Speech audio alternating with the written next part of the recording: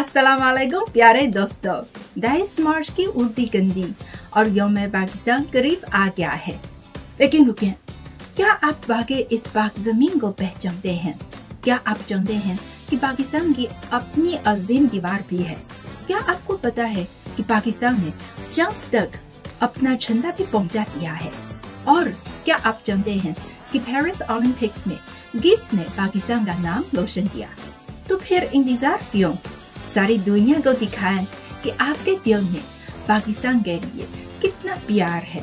अभी इस game link पर क्लिक करें और इस यौम पाकिस्तान को इल्म के चमकते सितारों से सजाएं।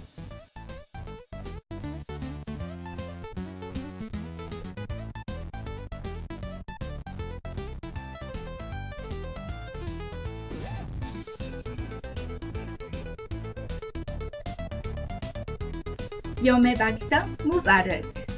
पाकिस्तान जिंदाबाद और पाकिस्तान बाइदाबाद।